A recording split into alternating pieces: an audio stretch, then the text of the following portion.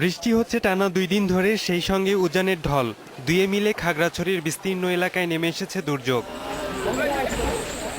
সদর উপজেলায় ৩৫, দীঘিনালা উপজেলায় ৩০, রামগড় উপজেলায় ১৫, মানিকছড়ি উপজেলায় ১১, লক্ষ্মীছড়ি উপজেলায় ৫ ও পানছড়ি উপজেলায় ১৫টি গ্রাম প্লাবিত হয়েছে। তলিয়ে গেছে মাছের ঘের ও ফসলের ক্ষেত।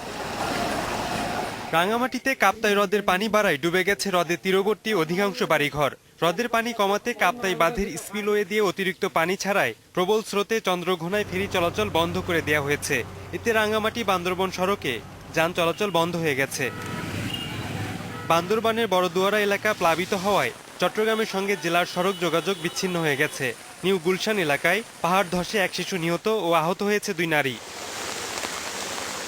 ফেনীর পরশুরামে মুহুরী নদী বইছে বিপদসীমার ওপর দিয়ে। ভাঙন কবলিত ৮টি এলাকা দিয়ে পানি ঢুকছে উত্তর ও দক্ষিণ দৌলতপুর, বৈরাগপুর, ঘনিয়ার মোড়, শ্রীপুর সহ বেশ কিছু এলাকায়। ফেনী শহরে নিচু দোকানগুলোতে পানি ঢুকে নষ্ট হচ্ছে মালামাল।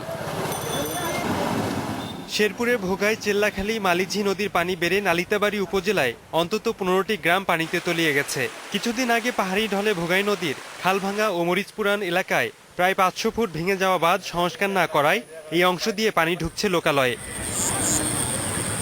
রাকিব খান, ইন্ডিপেন্ডেন্স নিউজ।